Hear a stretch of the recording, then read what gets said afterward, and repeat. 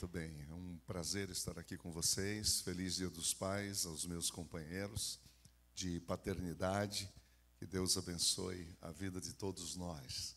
Nessa manhã, nós vamos continuar o nosso estudo na série Maturidade. Nós estamos no episódio de número 11, nós vamos até o final do capítulo 5, de modo que nós não estamos com pressa.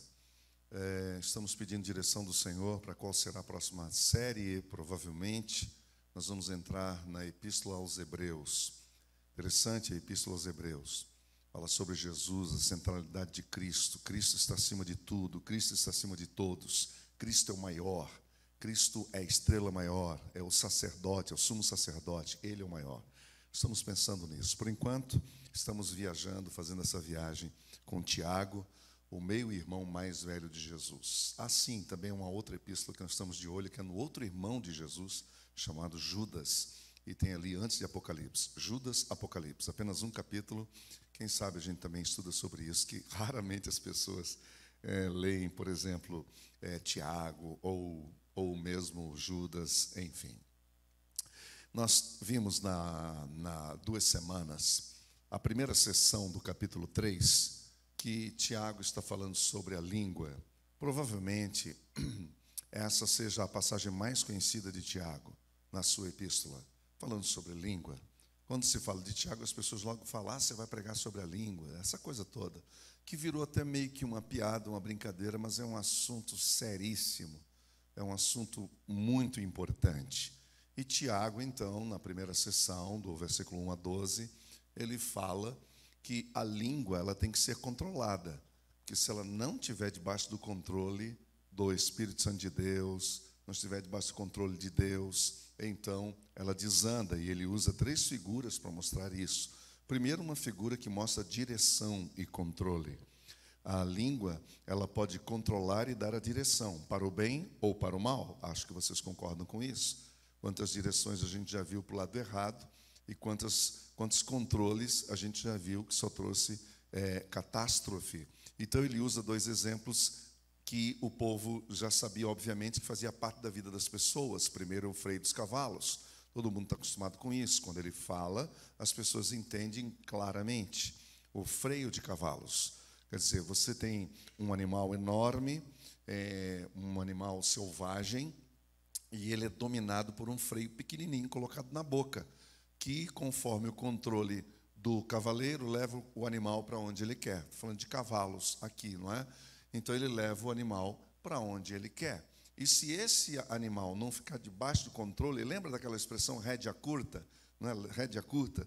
Tinha muitas vós, né, vovôs e etc., que falavam isso, com esse menino tem que ser uma rédinha desse tamanho aqui. Ó. O que quer dizer isso? Que é a rédea curta, quer dizer, se não tiver esse controle, esse animal ele pode sair machucando muitas pessoas, como todo mundo já viu, e isso não apenas lá no lugar da fazenda, mas até em eventos onde tem animais, etc. E o outro exemplo, outra figura que ele usa, que é também muito conhecida, que é o leme de navios. Então, o leme é aquela coisa pequenininha lá no fundo, não é? Lá atrás, e ele vai, então, controlando conforme o desejo do timoneiro. Leva para a direita, leva para a esquerda, e quando vem aquela tempestade forte, então a mão e a experiência do timoneiro vão fazer com que essa embarcação fique seguras, porque muitos timoneiros já sem experiência já levaram os seus navios ao problema. Eu lembro de uma vez, no porto de São Francisco do Sul, em Santa Catarina, um timoneiro desavisado, ele não ouviu o conselho do rebocador, que já havia subido lá em cima na cabine, e dito para ele, olha, tome cuidado que aqui tem pedras assim, assim. O camarada falou, deixa comigo que eu sou o cara, sabe isso? E aí ele foi. E de repente ele bateu numa rocha daquela que diz o povo lá que tremeu São Francisco do Sul inteira, se bem que não precisa muita coisa para tremer São Francisco do Sul, para quem conhece. A outra figura que ele usa é da destruição. A língua tem um poder de destruição, e aí ele usa outras 2 imagens muito conhecidas. Primeiro ele fala do fogo. Do fogo. O fogo tem um poder de destruição extraordinário, especialmente agora no mês de agosto, a gente viu, tanto aqui no Brasil, quanto inclusive lá na Europa, o estrago que isso fez, né? E uma pequena fagulha pode incendiar uma imensidão de floresta. E é esse exatamente o poder que tem uma língua sem controle. Ela destrói. Você já viu a língua destruir a vida de alguém, a reputação de alguém, a família? Você já viu isso? E também é como um veneno. Essa figura interessante que Tiago usa, porque o veneno ele tem um poder letal, de destruir uma pessoa, uma vida. Ele mata a vida, ele é letal. E só que ele o faz de forma paulatina, sem perceber, que é o outro poder que o fogo tem. Aliás, que a língua tem. A língua tem tanto o poder do fogo de palha, sabe aquele fogo que vem e arrasa tudo, como também tem aquele poder letal, paulatino, devagar, que vai matando a pessoa. Por exemplo, uma mãe pode educar o seu filho por um caminho que ela no futuro vai chorar muito, porque ela foi colocando veneno, sem saber, foi colocando veneno na vida do seu filho, ou um pai, e assim por diante.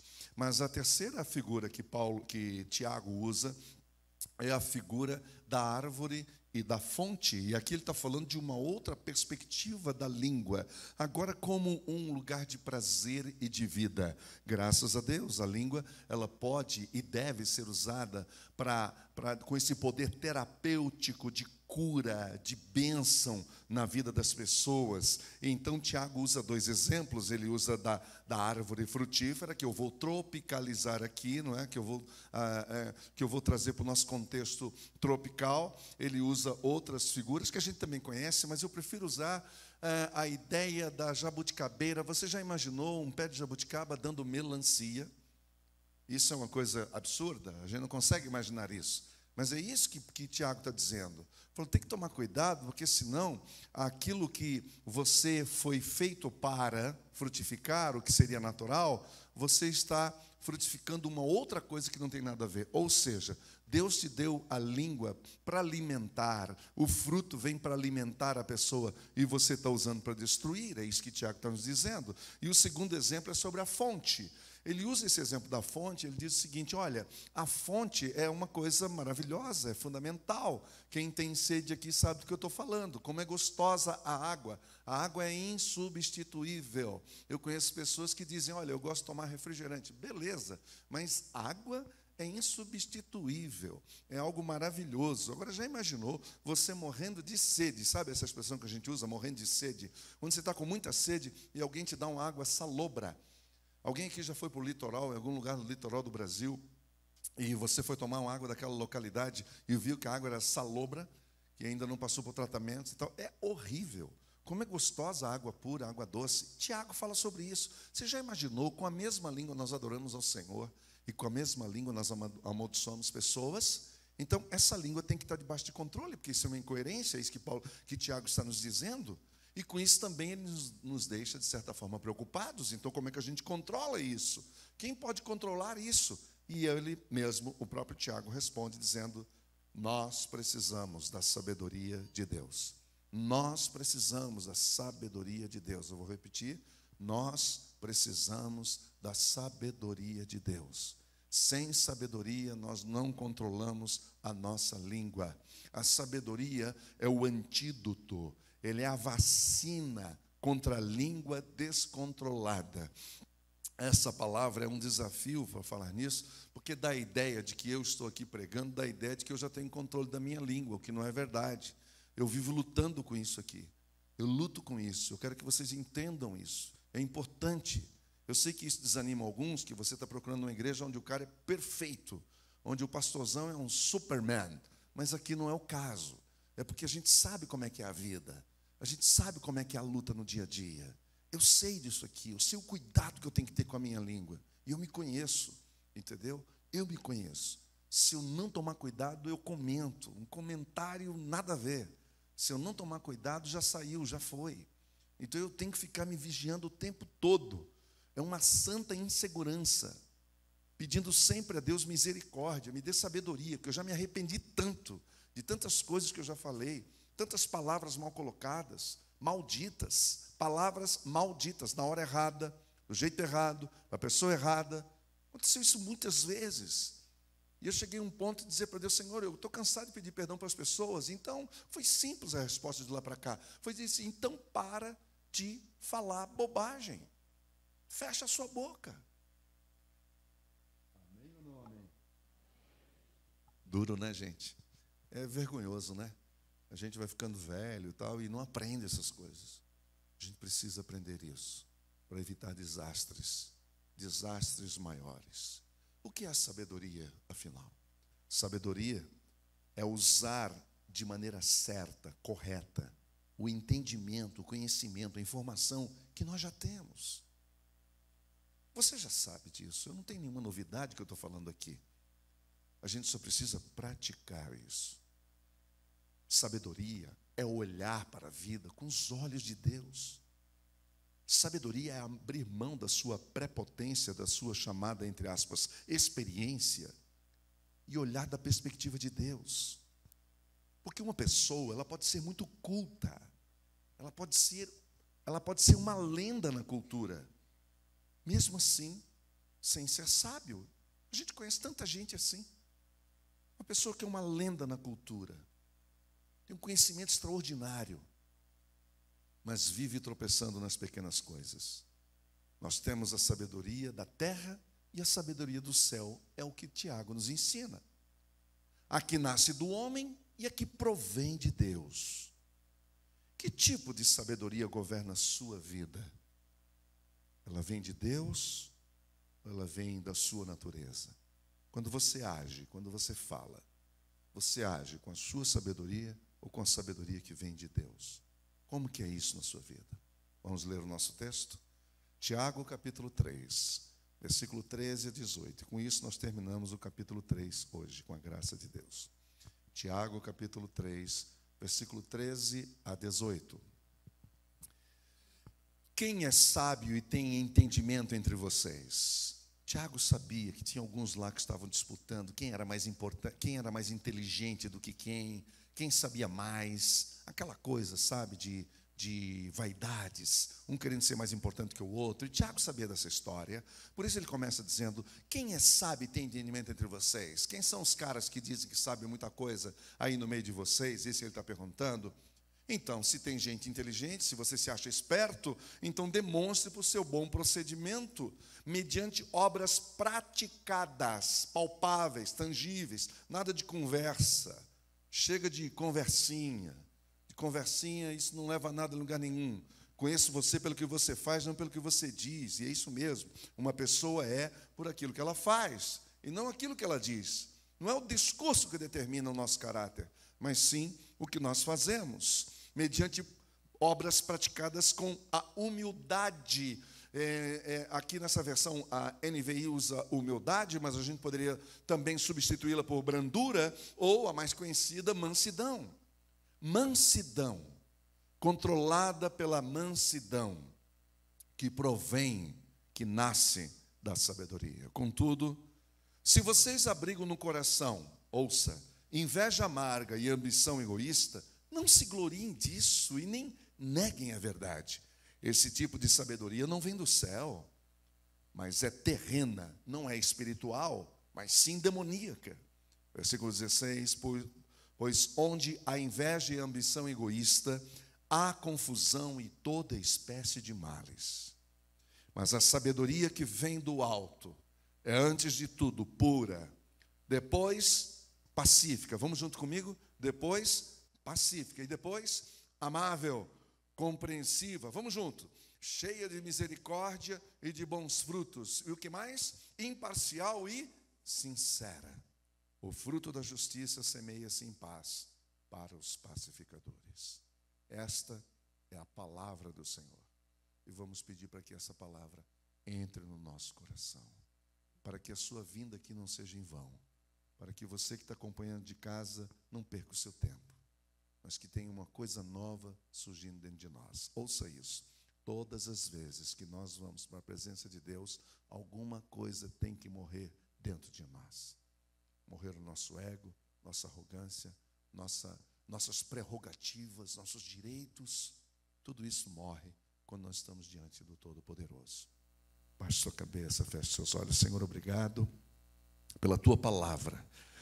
E agora te pedimos, Espírito Santo, que Tu venhas nos abençoar, que Tu venhas nos inspirar, que Tu venhas nos fortalecer, que Tu venhas nos instruir e nos libertar de nós mesmos, libertar da nossa sabedoria, libertar da nossa arrogância.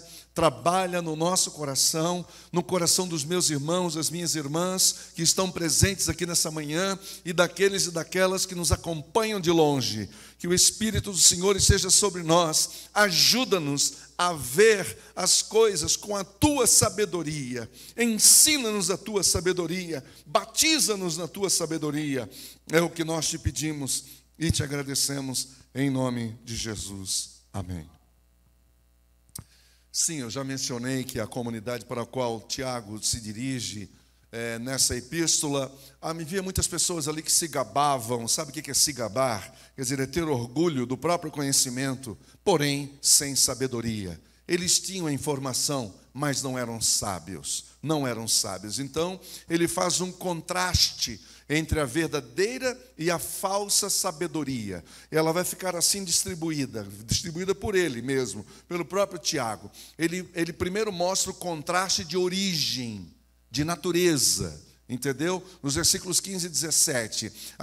O segundo contraste que ele nos mostra é de operacionalidade, ou seja, o modus operandi dos dois tipos de sabedoria, que estão nos versículos 13, 14 e 17. E ele finaliza mostrando o resultado do que significa seguir a sabedoria humana ou a sabedoria divina, nos versículos 16 e 18. Primeiro, o contraste de origem e de natureza, versículos 15 e versículo 17. A verdadeira sabedoria vem do alto, vem de Deus, enquanto a falsa sabedoria, ela é terrena e ela não vem do Senhor.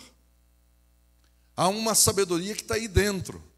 Desde que o homem pecou, desde que foi expulso do jardim do Éden, quebrou-se a comunhão com o Pai, em todos os sentidos. Toda a seiva que esse homem recebia do Senhor no final da tarde, recebia a bênção do Senhor, a instrução do Senhor, recebia a sabedoria do Senhor. Adão era sábio até antes da queda, porque ele recebia do Senhor isso, vinha de Deus isso. Tudo que não vem de Deus é fadado ao fracasso. A gente tem que entender isso, por melhor que possa parecer por aquele tempo. Isso em algum momento vai falir. Se não vem do Senhor, isso um dia vai falir. Vejam, por exemplo, alguns exemplos de insensatez da sabedoria de gente que achava que estava sendo sábio, mas era uma sabedoria da perspectiva humana. Quando Abraão desce para o Egito, eu estou falando do capítulo 12 de Gênesis, ele acha que ele está tendo uma decisão muito boa, e ele vai para o Egito. Não era para ele ter saído de lá. Eu sei, a terra estava passando por fome, muita dificuldade, mas não era para ele ter ido, ficado ali para depender de Deus. Mas não, ele tomou iniciativa, ele falou, eu vou, e foi. E por causa da beleza da sua esposa Sara, que foi cobiçada por muita gente, ele criou muitos problemas. Só deu problema, sabedoria humana. Quando Abraão desce, e agora ele está com seu sobrinho Ló, e quando Abraão percebe que eles tinham que se separar, porque já estavam havendo discussões entre os pastores de um e de outro, os rebanhos, aquela coisa toda, disputas. Então Abraão chega para Ló e diz, olha, pode escolher para onde você vai, porque se você for para a direita, eu vou para a esquerda. Sabe o que Ló fez? Ló olhou lá de cima, viu aquela planície maravilhosa, se encantou. O texto diz em Gênesis 13 que ele encheu os olhos. Sabe o que é encher os olhos? Ele disse, nossa, que coisa maravilhosa. Sabedoria humana. Todo mundo sabe para onde Ló foi, não? Como é o nome daquela cidade mesmo?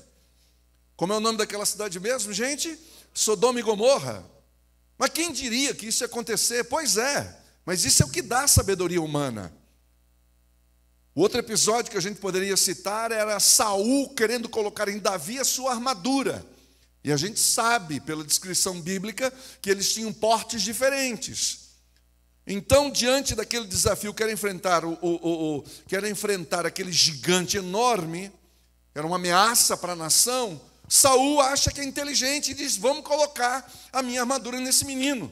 Achando até, quem sabe, que Davi dissesse, nossa, uau!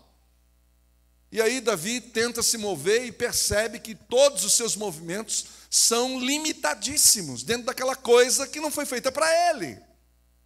Então é simples. Ele disse: eu não vou com isso. Ou eu confio em Deus ou não confio em Deus. Foi exatamente isso que aconteceu. E esse menino vai sem armadura nenhuma. Então o que eu quero chamar a atenção aqui é que aquele rei estava pensando que estava sendo sábio e não foi. Quando Paulo deu um conselho num dos trechos da viagem em direção a Roma, para ele ser apresentado diante do imperador e diante da corte romana, e depois condenado e finalmente decapitado, ele estava viajando, fazendo essa viagem de Jerusalém, da Palestina, até a Itália, são 2.000 e poucos quilômetros, e o que acontece ali? No meio de um dos trechos, Paulo diz: olha, por que a gente não passa o inverno aqui? Aí alguém olhou para a estrutura da cidade e falou: não, isso aqui não tem estrutura nenhuma, vamos sair. E alguém deve ter dito, isso não está escrito no texto, em Atos 27, mas alguém deve ter pensado: quem que esse camarada pensa que ele é? Quem sabe das coisas de navegação aqui somos nós, e nós não vamos ficar aqui. Então eles fizeram o trecho, a gente conhece a história.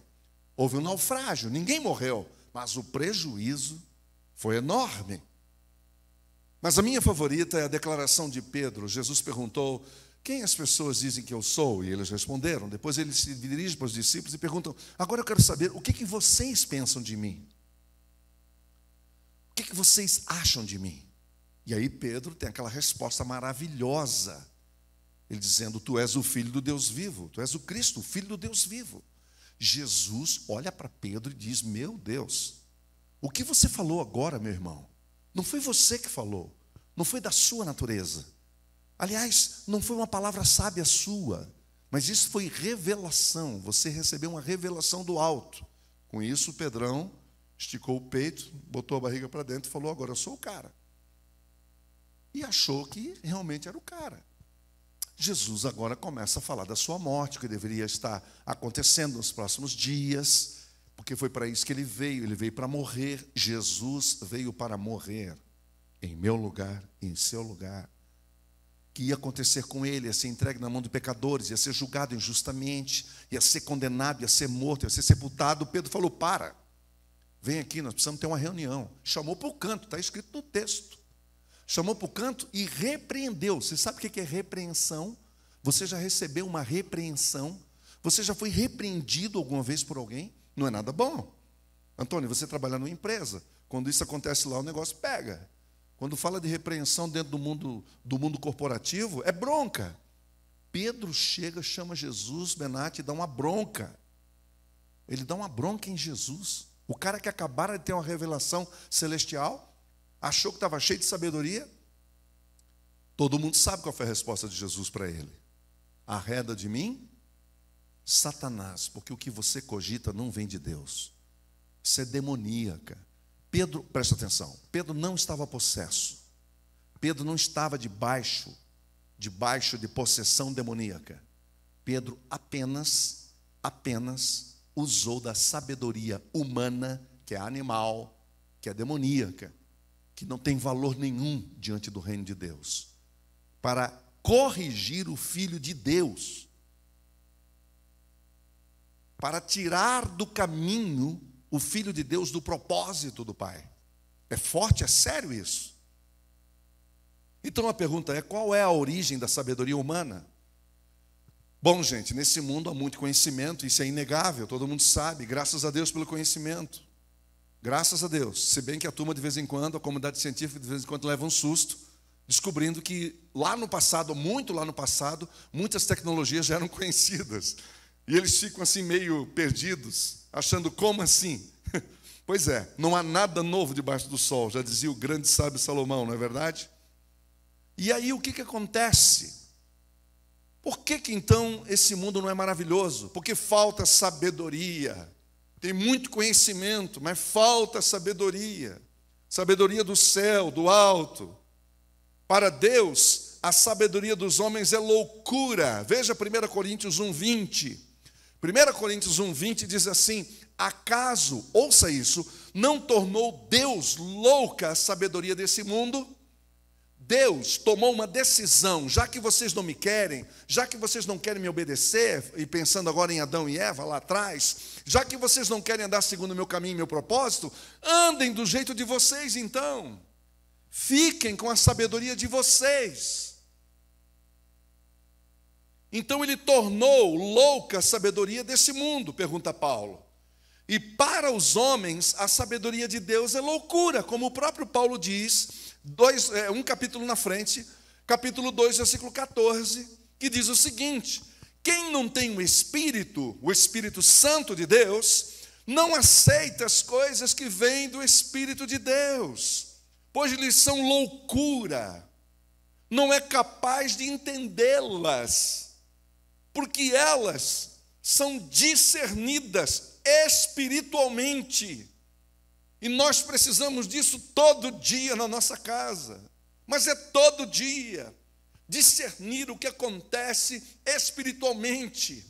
Gente, eu não sei quantas palavras nós falamos por dia. Eu sei que tem números por aí, estatísticas, Google fala tudo isso. Mas eu fico pensando, por trás de cada decisão, será que nós usamos a sabedoria humana ou a celestial? Bom, as nossas orações nos dão uma dica, não é? Às vezes a gente está pedindo para Deus resolver uns problemas que quem foi que criou mesmo? Fomos nós. Não põe a culpa no capeta, tá, gente? Que a especialidade da gente é botar a culpa no diabo. A gente precisa assumir essa responsabilidade, isso tem a ver com maturidade. Uma vez que a sociedade se afastou de Deus, ela perdeu a sabedoria de Deus. Houve uma desconexão. A sabedoria que se origina na natureza humana, ela é inteiramente separada do Espírito Santo de Deus, inteiramente, totalmente, não dá para aproveitar nada da minha sabedoria. Nada da minha sabedoria. Por isso, Tiago diz que ela também é demoníaca. Esta sabedoria de Satanás que enganou Eva no jardim está presente por toda a Bíblia, operando contra a sabedoria de Deus.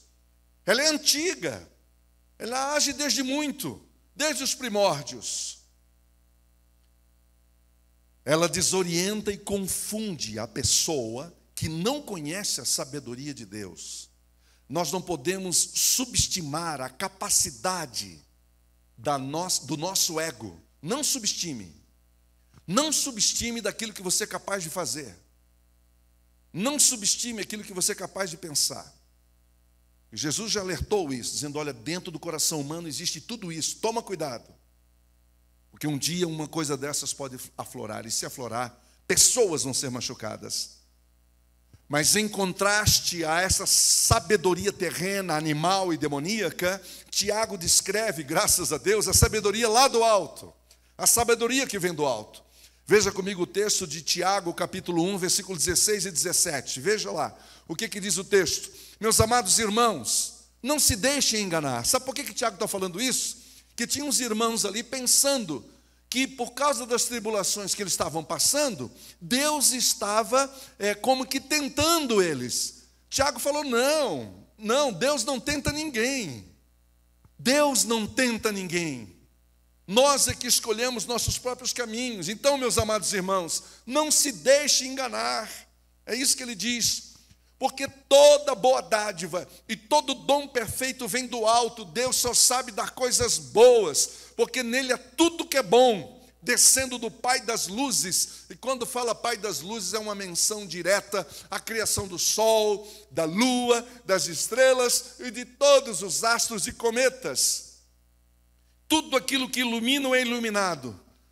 E aí Deus diz o seguinte, eu criei tudo isso, eu sou o Pai das luzes, mas eu não mudo como sombras inconstantes como elas fazem. E a gente sabe disso, porque agora o sol está aqui nas minhas costas e logo à tarde ele está do outro lado, de modo que a sombra vai mudando e variando. E Deus disse, não, eu criei o sol, mas sombras eu não sou variante, como eu não tenho essa variável como tem as sombras, eu não mudo. Tudo que nós temos vem do céu, vem desse Deus que é bom, amém, meus irmãos? Tudo que nós temos vem desse Deus que é bom. Deus é bom. Deus é bom e Ele não é capaz de criar nada que venha destruir a minha vida e a sua vida. Se nós destruirmos é porque fomos nós mesmos que fomos com os nossos pés, com a nossa sabedoria e colocamos as nossas mãos lá. Porque afinal de contas a vida vem de lá, vem do alto. Se fosse o apóstolo Paulo falando aqui, ele diria, isso vem da glória de Deus, do poder de Deus, da graça de Deus. Tiago é simples e direto, ele diz, vem do alto, vem lá do alto. O nosso Pai habita no céu, o reino é dos céus, o Senhor veio dos céus e voltou para os céus. Ele voltará dos céus para buscar a sua igreja. Louvado seja o nome do Senhor, e a nossa esperança está nos céus. O nosso futuro lar será nos céus. A nossa sabedoria não vem do saber humano, não vem das ciências humanas, mas vem do alto, do Senhor Jesus Cristo, e nele reside toda a sabedoria. Nos primórdios, quando o gnosticismo estava só engatinhando, o apóstolo Paulo, na percepção, sabedoria divina, discernimento espiritual, viu claramente o engodo que estava por trás disso. E veja o que ele diz em Colossenses, no capítulo 2, versículo 3 e 4. Nele estão escondidos todos os tesouros da sabedoria e do conhecimento.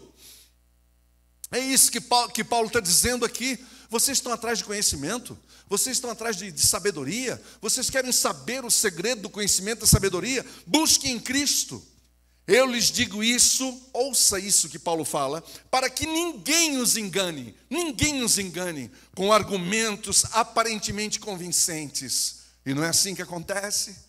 Vêm sutilezas, vêm as conversinhas afiadas, é o sibilar da serpente. Paulo está alertando a gente. A nossa sabedoria vem do alto, vem do Pai, vem do Filho e vem do Espírito Santo, que nos ensina todas as coisas. Foi o que o Senhor Jesus falou e ensinou os discípulos quando ele estava falando de que ele deveria ser assunto aos céus, ele iria voltar para o Pai, porque se ele não voltasse para o Pai, o Consolador não viria. E aí ele começou a explicar o que é o Consolador.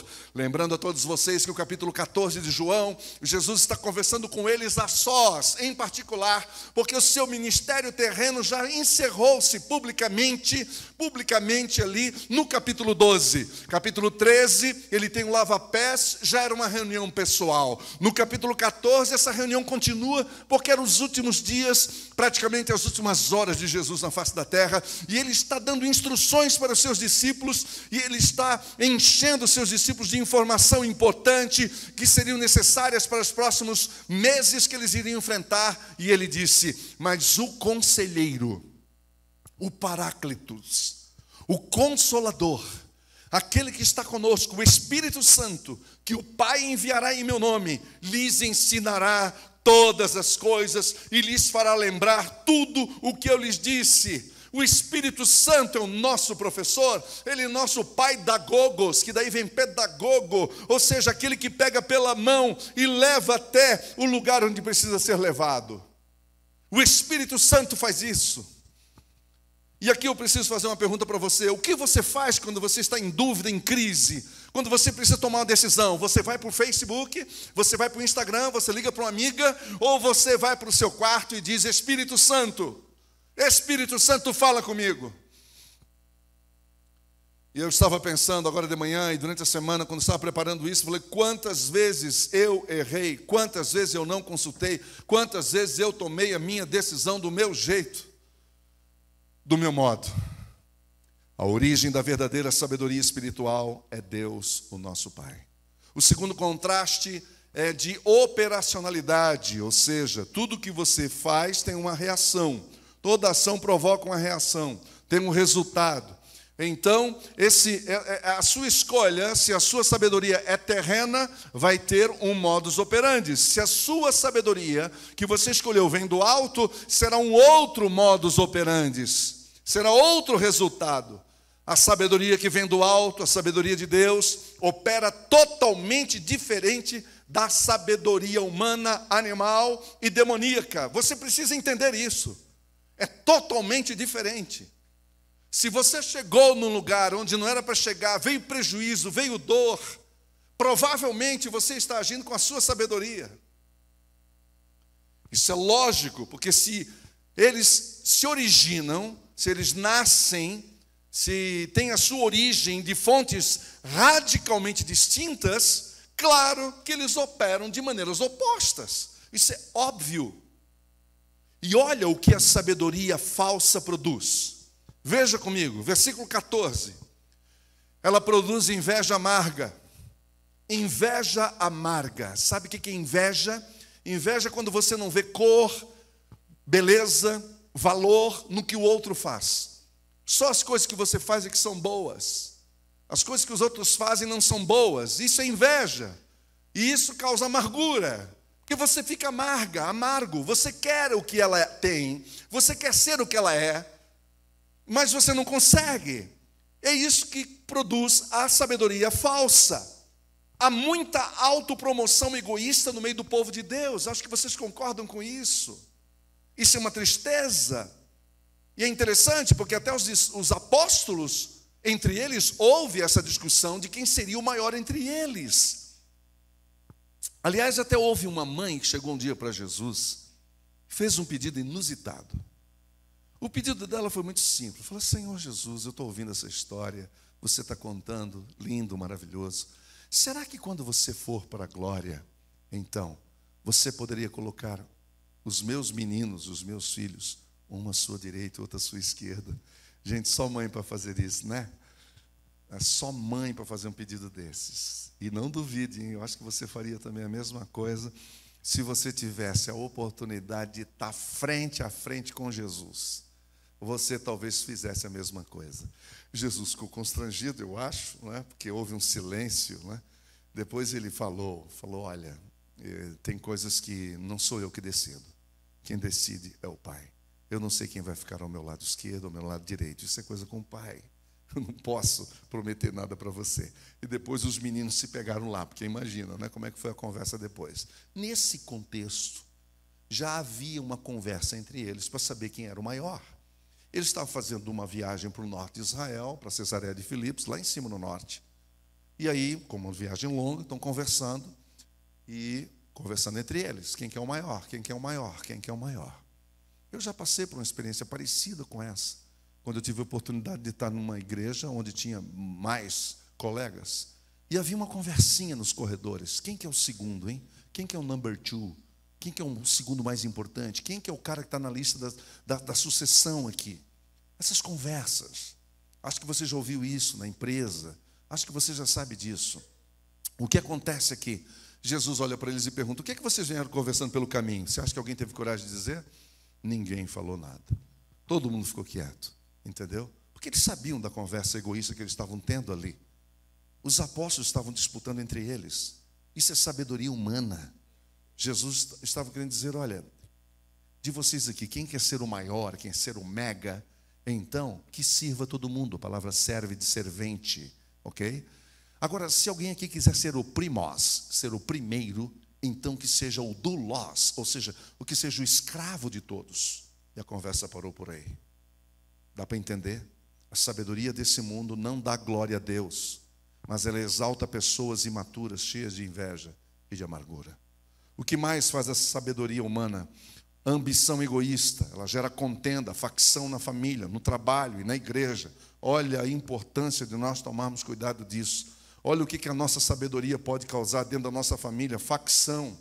Hoje é dia dos pais. Infelizmente, muitos pais não vão poder reunir os seus filhos. Não é porque eles não estão mais aqui, é porque tem filhos que não se dão, não vão poder sentar à mesa, não vão ter o privilégio, porque houve facção, houve briga. E isso não está só na família, está no trabalho também. Quantos lugares há de facção entre pessoas? Pode ter 2 ou 3 funcionários ou colaboradores, não tem problema. Basta ter mais de um, e aí dá confusão. E aí, que mais? Na igreja, infelizmente, ou vocês acham que na igreja é um convento que só tem santos? Então, em nome do zelo, preste atenção no que eu vou lhe dizer agora. Em nome do zelo, tem gente até que vem com aquele ar espiritual dizendo: nossa, nós precisamos zelar pela obra do Senhor. Não, é mentira. Ele tem uma ambição egoísta dentro dele. Isso é só uma capa. para disfarçar o real sentimento, que é gente que vive em busca de apoiadores para suas ideias, gente que gera partidarismo, rivalidade, divisão interna dentro da igreja, e onde ele estiver. Tem gente que é assim, em casa, no trabalho, na igreja, qualquer lugar. O camarada só sabe dividir, porque ele é cheio de natureza humana. Quantas vezes nós erramos e convidando pessoas nesse perfil para estar perto de nós, depois a gente não entendeu por que a coisa não deu certo. Que é gente dominada por sabedoria humana. Que mais ela produz? Vanglória. Vanglória. O apóstolo Paulo escreveu em 1 Coríntios 8:1 que diz que o conhecimento ensoberbece, só o amor edifica. E amor é filho da sabedoria. O amor, a sabedoria é filha do amor. Primeiro o amor, depois a sabedoria. A sabedoria é filha do amor. Quem ama é sábio. É isso. Gente que se gaba de saber mais, de conhecer mais, e com isso se achar mais importante que outras pessoas, se acham mais importantes, que nega a verdade. Ninguém pode esconder de Deus coisa alguma, ninguém. Eu não posso, você não pode. Uma pessoa pode enganar a mim e a você, mas o Pai nunca engana.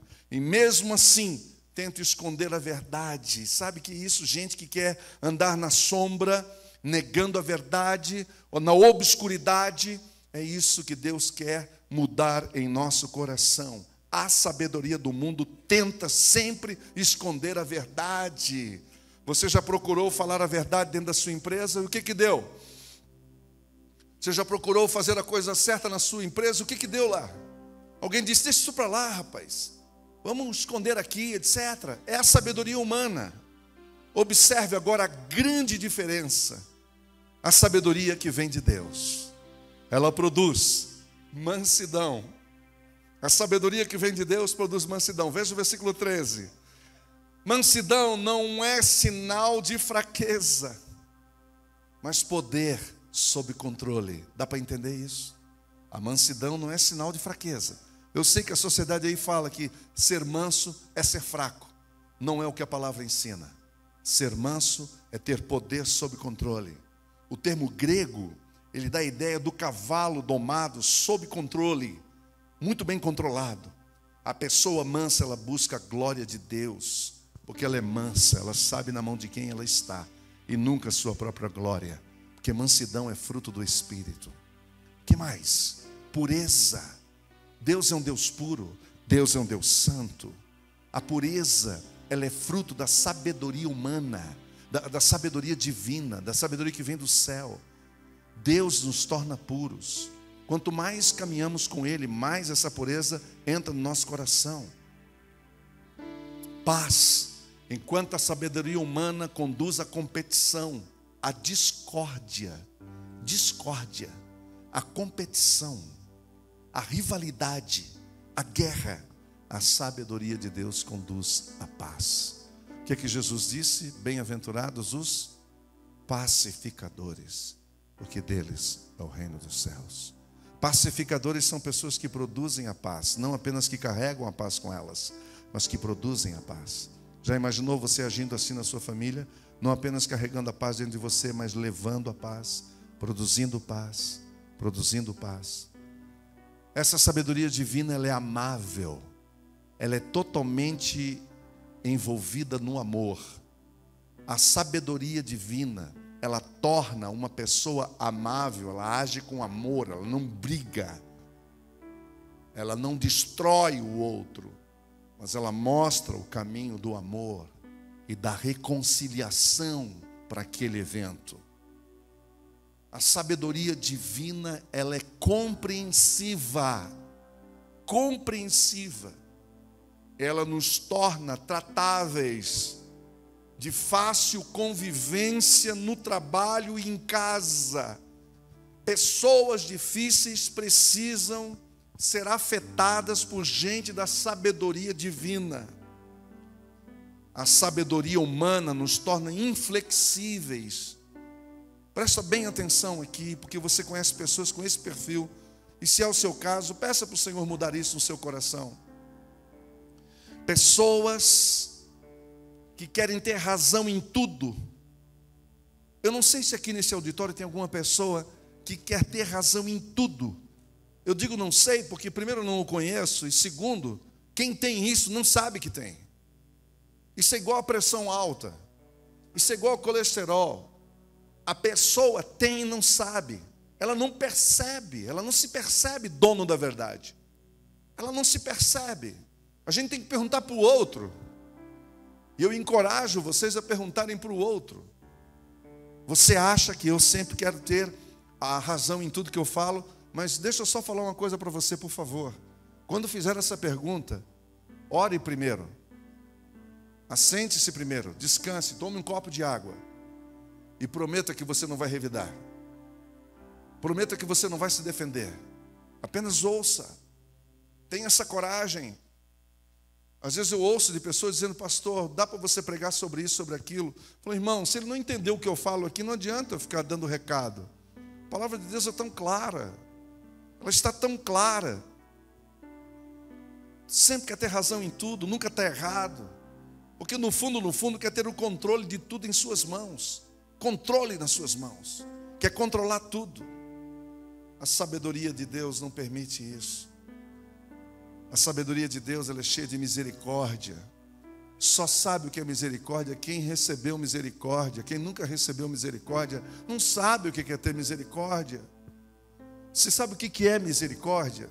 Você sabe o que significa misericórdia? Misericórdia é quando alguma coisa deveria cair sobre a sua cabeça e pela misericórdia Deus não permitiu. Isso é misericórdia. Isso é misericórdia. Um dia uma mulher chegou no gabinete do Napoleão, depois de muito tempo esperando, finalmente chegou o dia dela. Quando ela chegou na sala do imperador, ela disse: eu estou aqui para pedir misericórdia sobre o meu filho. E o imperador com a ficha do soldado na mão. E ele olhou para ela do alto da sua arrogância e disse: mas o que a senhora está me pedindo é impossível. E ela respondeu como mãe, que só uma mãe faria isso. Chegou e disse: é por isso que eu peço misericórdia. Eu sei que ele está errado, mas eu peço a sua misericórdia. Você é o único que pode dar para o meu filho, livrando da guilhotina e da morte. Quando Deus olhou para mim e para você, Ele disse: eu tenho misericórdia de você. Eu coloco o meu filho no seu lugar. Foi isso que aconteceu. Mas o que mais? Bons frutos. A sabedoria de Deus produz bons frutos. Esses frutos maravilhosos. Que frutos são esses? Eu estou falando de amor, de alegria, de paz, de longanimidade, de amabilidade, de fidelidade, de mansidão, de domínio próprio. Isso é bons frutos. A sabedoria divina é imparcial, ela é incapaz de ser racista, ela é incapaz de ser preconceituosa, ela é incapaz de fazer acepção de pessoas. A sabedoria de Deus não faz isso. Quando você vê a mídia hoje, você vê claramente a parcialidade. Todas são comprometidas com alguma coisa. Eu me lembro na década de 80, quando a gente orava, tinha aqueles movimentos, não sei quem aqui já frequentava a igreja na década de 80, que tinha os movimentos de oração em vários lugares, e os pastores sempre diziam: vamos lá na torre, no caso de Florianópolis, vamos subir o Morro da Cruz, o Morro da Cruz. Não é por causa da cruz, não, é por causa das torres de todas as emissoras de televisão que estavam lá em cima. Ali era o lugar onde saía a fala, era dali que saía a palavra. Palavra maldita, palavras abençoadoras também, mas infelizmente a maioria só para destruir e para controlar. Você quer coisa pior do que as nossas mídias hoje? Cuidado que você tem que ter, preste atenção por favor, nós estamos no ano de eleição, cuidado, cuidado, cuidado. Não entra nesse jogo de discutir, não divida a sua família por causa disso, não crie políticos de estimação, ídolos de estimação, sai fora dessa idolatria, sai fora disso. Mas também, além da imparcialidade, ela é sincera, ela é sincera, não tem verniz. A sabedoria que vem do alto não tem verniz, não tem make-up, não tem maquiagem, vai do jeito que é do jeito que é. É isso que acontece. E finalmente, Tiago nos mostra o destino das duas escolhas, o contraste, a diferença que existe entre os resultados de quem segue a sabedoria de Deus e quem segue a sabedoria dos homens. A sabedoria do alto produz resultados espirituais, traz paz para nossas famílias, paz para nossas casas, paz para os nossos lares, muda o nosso procedimento, afeta o nosso modus operandi, como a gente trata as pessoas. O Espírito Santo é que muda. O Espírito Santo. Ao passo que aqueles que são dirigidos pela sabedoria humana vão ver facção, destruição, dor, mágoa, ressentimento nascendo na nossa casa. O que a gente quer? A gente quer paz, amor, alegria. Você quer justiça dentro da sua casa? Então semeie justiça. Você quer amor? Semeie amor. Você quer paz? Semeie paz. Você quer mansidão? Você quer uma casa cheia de paz e de alegria? Seja você o primeiro.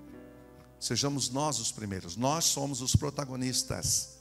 Então imagine aqui nessa manhã, se tiver duas pessoas da mesma casa, duas pessoas querendo a mesma intenção, com a mesma motivação, essa casa será o quê? Abençoada.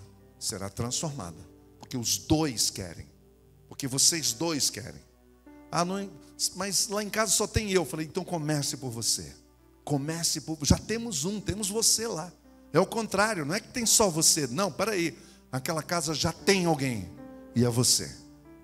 E você vai ser agente dessa sabedoria. Que tipo de sabedoria você tem usado? Desafio nessa manhã de aplicação de tudo que nós ouvimos. É só um. É orarmos e pedir para que o Senhor nos dê um batismo de sabedoria celestial. Eu não vou fazer apelo do tipo emocional, ficar provocando você. Olha aqui, John Stott disse o seguinte, preste atenção. Crer é também pensar. Eu quero que você entenda a mensagem, que ficou claramente exposta aqui, e você aplique essa mensagem na sua vida. E eu estou dizendo para você o que nós precisamos fazer. Nós precisamos nos humilhar, nos quebrantar diante do Senhor, dizendo, Senhor, até aqui eu não fui sábio, eu não fui sábia, mas eu quero mudar o rumo da minha casa, da minha família.